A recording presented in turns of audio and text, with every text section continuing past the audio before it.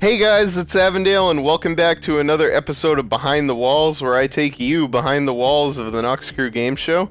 I'd like to remind you, as always, that if you haven't seen today's episode of the Noxcrew Gameshow, make sure to click that link in the top right of the screen somewhere to go over and see the episode before you watch this video so you don't get the results spoiled. So today I actually have two guests with me. My first guest is sitting up on the snake up here. It's Thonax. Hi guys. Oh, how's it going, Thonax? I'm good. How are you, Matt? How are you? Yeah. I'm good. I'm feeling like a lobster today. And over here behind me, I have the blue help bot, who is Niall. Introducing, in the black and yellow pipe, the one, the only, the rumble from down under, and I'm not talking about last Tuesday's burrito night, it's Niall. And keeping the classiness level up, we start another episode with a poop joke.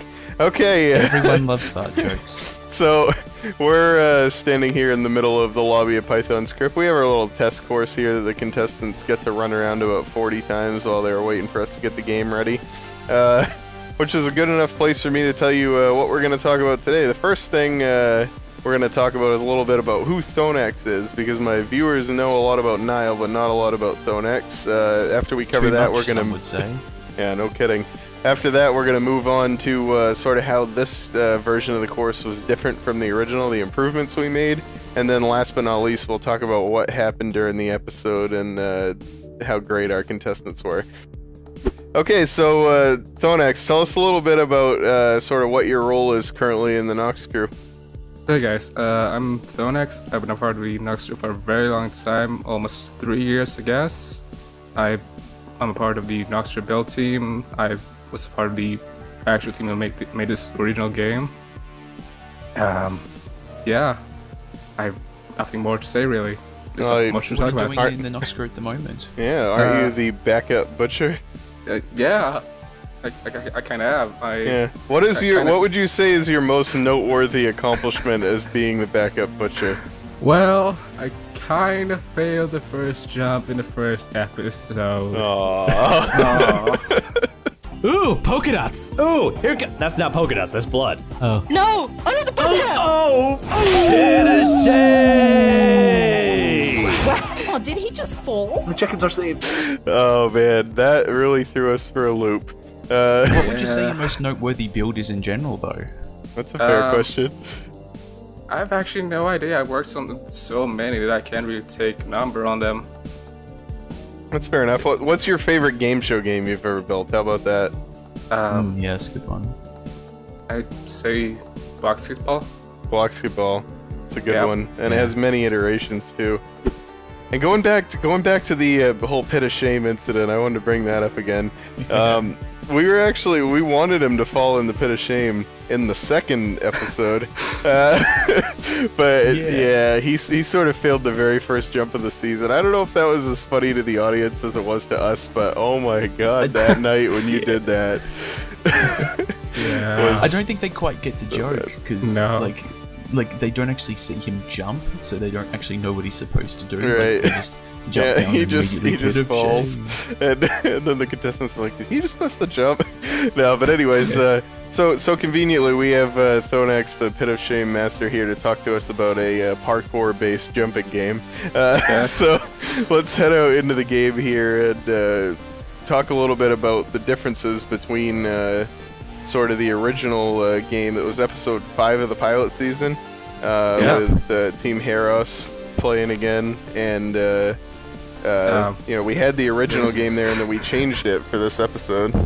Yeah, we did. Previously, this area was much more flattered with just what's this called? There was netherrack here before, and some of it was on fire. It was much easier to just get across this area, and it wasn't much of a challenge to the contestants, I guess. All right. Now you did this, didn't you, Avondale? Yeah, I did. I actually get to do some building on this game. I don't know if I should say got to or not, but I came over to look at this game. There was a couple of areas that hadn't quite been upgraded yet, and I was thinking, it's a new season. At the time, it was even two-ier than the first season, but now it's back to season 1, so we can't make that joke anymore. But we felt we might as well sort of throw the contestants for a loop, because really, if you were die-hard enough and wanting to win the Noxcrew Gameshow, you could go and recreate some of our courses block for block and go practice on them, and we wanted to make sure that we'd at least throw people for a loop, even if they, if they watched episode 5 a couple times and they saw all the different tricks you could do in the course that maybe the contestants didn't catch at the time. We wanted to sort of move some of those tricks around and alter them, so we made the sort of the flower torches is what I was thinking these looked like here. I split this this minecart thing up. It had previously been one, but the reason I split it into two was not only to make it a little bit more challenging that you had to jump diagonally, but also it's like the split fork of a snake's tongue. Yeah. Oh, I see. Kind of a little symbolic. Yeah. So, I mean, another good design reason is just simply like you've got 6 people all rushing towards it at once for the start round. You kind of want more than one minecart. Yeah. And with the latency issues that Minecraft has when you play it online with people from all over the world, it would stink if the match was decided because one person's click worked before a different person's. So yeah, we're in the slalom part of the course now, I guess I would affectionately call it. And beforehand, it was pretty much all just left and right, not a whole lot of jumps. We took all this stuff out and I redid all these walls from scratch and tried to make it sort of easy at the start and get a little bit harder towards the end. And one interesting thing we noticed when we watched the footage of the episode back, at the time of us recording this, the episode hasn't actually been edited, so we just watched sort of a dry group of footage, but the Flaming Lemon from the evac crew actually managed to get up here on the walls in the game, which is something that we were doing during testing, but only after we had tested it like 5 or 6 times did we figure that out. The fact that somebody picked that out in the middle of the game under pressure like that was pretty impressive. Yeah, like you'll notice like there's actually coming up on our right here and just like over in this lava section, like there are 2 shortcuts. Now this one's very difficult because it's a 4-block jump. Right. So like most people are not going to make this, or to be fair, ever even look over to their left, because why would you when you're running straight ahead? Right. But there is like this one over to the right is a little bit easier and a little bit more obvious. It's kind of like Mario Kart. Like if you're racing, you're probably not going to think about it, but you know. And we've got these piston blocks here that are sort of icons of the Noxcrew Gameshow. Yeah, not really in a good way though. Yeah, it's kind of funny because they're actually really easy to do if you understand how they work. If you just hit them at full speed, make sure you don't jump too early, get out to the block, and then hit them. But we keep putting these back. I'll tell you, we've had these in what 6 or 7 different games that I can think of off the top of my head. I don't know. Yeah, you can't live in Australia either. If you live in Australia, just guess. Yeah. And down. That's kind of the way these work. Interesting side note about these, though, is you don't even need the piston on that first one. You can just hop it.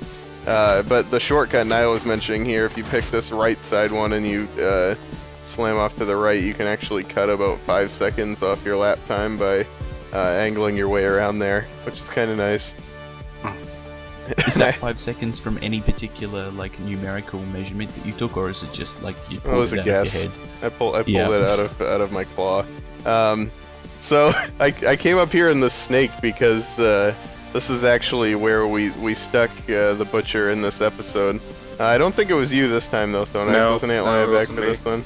Yeah, so we stuck him up here, and I don't know if he's gonna make it into any camera shots, but he was just looking menacing up there, and you could see him all the way from down here from the contestant's point of view, just looking up there, mocking everybody, looking scary and dangerous. Go back and watch the episode and see if you can see him in any shot. Yeah, so anyways, you hit that shortcut, you come up around this this curl here, and then you get into the snake, which is probably the weirdest snake in the world. It's the weirdest snake in the world. Let's see if we can point out why. That's interesting that Thonax brought that up. So here you see we have a mouth and 2 eyeballs, right? And now we're gonna zip through the snake here. Here we are on the other end of the snake. That's not a tail. It's it's the cat dog of snakes. That's why Thonax pointed out that it was the weirdest snake in the world. It has 2 heads. That's kind of neat. But yeah, we did widen this out a little bit, but it's really difficult for the cameras to fight their way through here, and this actually gives me a good opportunity to show something that I wanted to in this game. Let's just break out here and let's look at this from above. This is one of the neater things to see, is what Python's Crypt looks like from above, or behind the walls, if you will. So that's the lobby over there. Pipes out and goes into the bend here, and this is the start of the course. So you see it go down, loop around here on the other side, come back. This is where those piston jumps were. There's the head of the snake, and then it curls up and actually wraps around itself before it comes back out. And then over on that side you have the interweaving snakes, and then the lava jumps at the end there. Pretty neat game to look at from above, because it's really tough to follow where you're going inside of this snake when you're in here. Now we nearly kept the cobwebs here the same. There's still, like, there's not actually as many down the bottom here, like there used to be in the original version. There's more on the sides here, but like the optimal strategy for running this snake is to jump off the yellow side onto the blue side as it's going upwards. Oh, there's a yellow snake and a blue snake. I learned something new There today. is. And it used to be in Season 1 you would just run down the blue snake, but that has the disadvantage now of you getting stuck in the cobwebs that we put in for the new season. Yeah. So the optimal strategy is now to jump back onto the yellow snake so you can jump from the top of the snake into the water down below. And hey, knowing there's a yellow snake and a blue snake, here's an interesting thing that we should have done. Sea lanterns. Ooh. Oh. I like it. So that is a legitimate point. Yeah, all the trucks like scales. No kidding. That's actually really neat. See? Yeah, let's change all these right now and pretend it was like that all along. Yeah. There we go. Yeah, so we use sea lanterns in the blue snake to make it look more blue, as you can Yeah, tell. go back and watch the footage. That's Right. totally what happened. It's exactly what's in there. But yeah, incidentally, they picked up on the strategy of switching snakes in the episode as well, which is kind of cool. Yeah, especially if the blue team were talking to each other a lot about that, and I was like, fantastic. Great Hearts strategy. to them. Yep. So if you were actually to keep on being on blue snake, you would actually have the chance to get over here and get on another shortcuts. Oh, that's a And good get point. over. Oh. This is a tricky shortcut because it's not lit up. Yeah. If we had Yes. put a light on it, maybe Awesome. it would have been attempted in the episode. But to be fair, I mean, yeah, sure, that'll save you time, but you got to go over the cobwebs here, which is dangerous, and then you have to risk the jump with the Oh, yeah. checkpoint being a good 20 seconds, 30 seconds behind you. And you get so tunnel visioned as well that like things off to your side and you just don't notice. Yeah. Like you chalk it up to decoration a lot of the time. Yeah, and you're trying to focus on what's going on behind you as well, who's catching you, who's in front of you, positioning in the race. So that brings us over here to the last section of obstacles here, which we kept more or less the same. We actually gapped over these jumps a little bit more, changed how the lighting was done, and then added in some sand drifts to make it a little bit less flat, because flat in Minecraft is boring, isn't it? And also, if in the original episode between Team Heroes and which other team was it, these kind of pillars weren't here before. Just before, you had only the chance to jump between somehow. They were actually a little bit closer together. We broke them back further to introduce the technical jump here. These are tough to do on your first try, because they're whoops. There's first of all, the floor falls out from under you before you jump, right? Like you can take the jump before the half slab, but if you've ever tried in Minecraft to jump off the stairs or off a downslope, it's pretty difficult to do. As you can see, I just choked. On top of that, the walls have a pretty big collision box on them, so it's difficult to tell where they are. tough series of jumps, and considering this was probably the most zombie-clogged part of the course, good on the contestants for doing as well as they Sticking did to with get us. through here. Yeah. Incidentally, there's... I think... Oh, go ahead. Oh yeah, so I was going to say, like, this is the most difficult part of the course, and if you do want a tight finish, there's two ways. There's a couple of different ways of designing like a course or a game in order to get like a really close finish. Having the most difficult part of the course at the end, like with Sprint version 3 from the pilot season, is a great way to actually just close that gap and make it anybody's game right at the end. Right. So yeah, we've seen all the improvements that we made to the course between the pilot season and season 1. And now I want to move on and talk a little bit about the Celestial Ice Dragons and sort of their dominance of this game. I mean, they played so well that one of the evac crew members lagged out.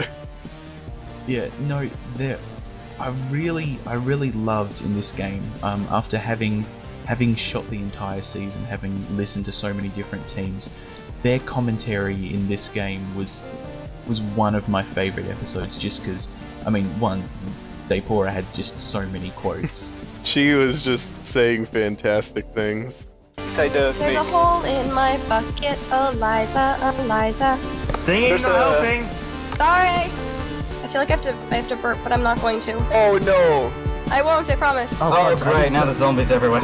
Oh, this is fun! Closely followed by But Zaypora. challenging! I feel bad, I'm about to pass someone, but haha. Come on, come on. Take it I'm really, over. really sorry for this lemon, but you're gonna be my distraction. Zombie's not making it easy for our blue team members right Oh now. gosh. No, Batman! Okay, Geronimo! Bloop! Yeah, and two, just their energy when they won, it was brilliant. Just being in the chat and listening to them, and I was like, oh man, I've got to tell Noxide that this was really good. But of course he's going to hear it back anyway, so it doesn't matter. It's just about when he finds out. Very You secure. creepers and monsters, get off! One last fanboy to cross. Go! And she does it! She does it. 3 points. Fantastic. I think you mean fantastic. The blue team takes their first match. Excuse me while I pass out! Oh my gosh! I can't believe we got that one. Dude, heart pounding! I know! No, but it's always good to give him things to listen for when he's editing, because he's got, 20 minutes of game footage from both teams. So if you catch something, take notes and send it to him. Why not?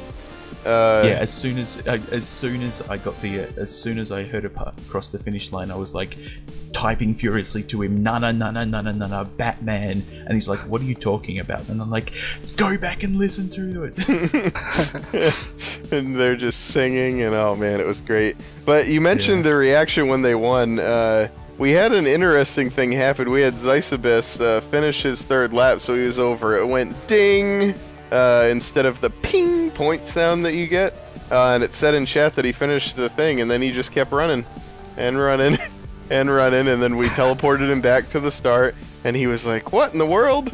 And he kept running and running and running, and you'll see in the chat we actually had to type to him that he had finished the game. He didn't notice that he had finished. That's something that we worked a little bit to change in between this game and a future game that you'll see this season. We wanted to make it more obvious that that you had finished the race when you had finished it, because our finish line is the same as our lap line. So how do you tell the difference? So going back to where evac crew had a team member lag out.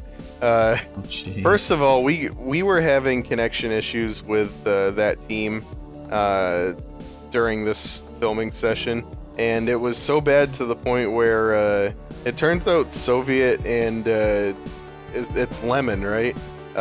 Live about 5 minutes walk away from each other. Like they know each other in real life, and Soviet, when we started filming the episode, was lagging so bad from his house that he actually ran down the road to Lemon's house and set up his computer there and started playing. So they were in a couple different rooms when they were playing this game, and after the blue team had already won, Soviet was just getting destroyed by the zombies, and we wanted him to finish it out. So Lemon got up and went over and sat down at his computer and played for him, which was it was kind of funny. I mean, we're not competing for a physical prize right now. We're competing for glory, but it sort of elicited a discussion in the Nox crew that if we get to the point where we're playing the game show for prizes of some sort, we're gonna have to have more intense rules. Like, is that a DQ? Does it matter after the game's over? Stuff like that. We're gonna have to think about if there's actually a physical prize on the line. All right, so now that we're done chatting about the games, we're gonna do a little competition here. 1 lap, winner take all. I'm not gonna put us in a specific game mode or anything because that's cool. That would be kind of lame. So we're gonna do honors rules. If you fall off, tag up by flying back up and stepping on the checkpoint, and then you're good to go. Okay? You have to. Yeah. Yep, and you have to go back to the start of the checkpoint. Yeah. Yeah. So if That's you fall honor down rule. here, you would come back up here. Touch your feet Okay, on the so ground this- and then go again. Yeah. So this is going to be sand zombies. Yeah, no zombies. Just pure parkour skills. All right, everybody ready? Yeah. 3, 2, 1, go. Bum, bum, bum, bum, bum, bum. Na, na, na, na, na, na, na. Hop! Oh, I got it. I forgot how to get on minecarts. Alright, here we go. Oh, man. Oh no. Oh no. Game show. I should have played Job's game show song to us. Why am I not sprinting? I'm holding control down on my... Oh, spiderweb! Holding control down on my keyboard. Ooh. It's just failing on me. Ooh? Why didn't I just take the shortcut that Lemon Yeah. took? We were just talking. We were literally just. Oh. Yeah, no, what's wrong with us, man? I didn't just take it thinking either. it's- Oh, I missed the... Ah! I lost a See, whole this bunch is- of time because I went into creative mode, fly mode. Yeah, that's another thing I should have mentioned. It's funny because everything's gonna look worse for me than it will for you guys because I'm the only one who they can see right now. Yep. Is anyone close to me? Yeah. I can see your butt. Oh, well, is it nice? No. Oh, I mean, look, that's a bit harsh. Thonax doesn't like my butt. Nope. I mean, I'm Well, looking at your butt. get and I used think to it's it saying because better that's where you things. are right now. Oh, I nailed that part. Jumping over to the blue snake. Huh! There we go.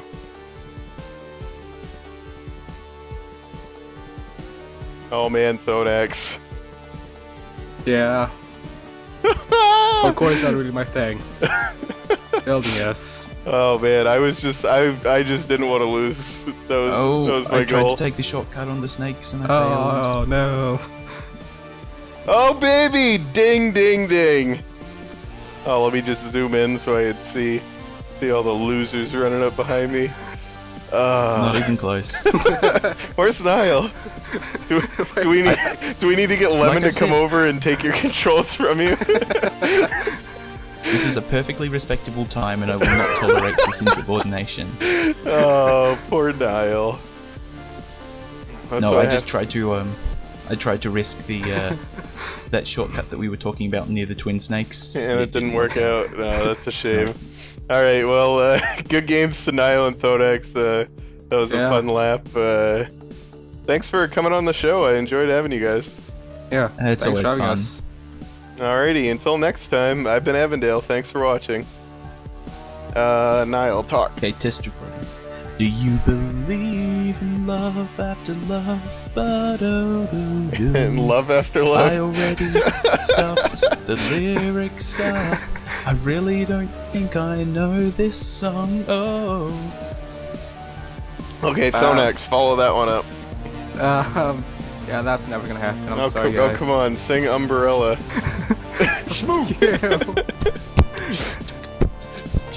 Just lay down some sick rhymes. Yeah, not gonna happen. Okay, good enough. Spoiled. So today I actually have two guests with me. My first guest is sitting up on the snake up here. It's Thonax. Hi guys. Oh, how's it going, Thonax? I'm good. How are you, How are you? Yeah. I'm good. I'm feeling like a lobster today. And over here behind me, I have the blue help bot, who is Niall. Introducing, in the black and yellow pipe, the one, the only, the rumble from down under, and I'm not talking about last Tuesday's burrito night. Hey guys, I'm Thonax. I've been a part of the Noxcrew for a very long time, almost 3 years, I guess. I'm a part of the Noxcrew build team. I was a part of the actual team that made this original game. Yeah, I have nothing more to say really. There's not much to talk What are about. you doing in the Noxcrew at the moment? Yeah, are you the backup butcher? Yeah, I kind of am. Yeah. What is I your? kinda- What would you say is your most note? Right, it's Niall. Okay. And keeping the classiness level up, we start another episode with a poop joke. Okay. Everyone loves fart jokes. So, we're standing here in the middle of the lobby of Python's Crypt. We have our little test course here that the contestants get to run around about 40 times while they're waiting for us to get the game ready. Which is a good enough place for me to tell you what we're going to talk about today. The first thing we're going to talk...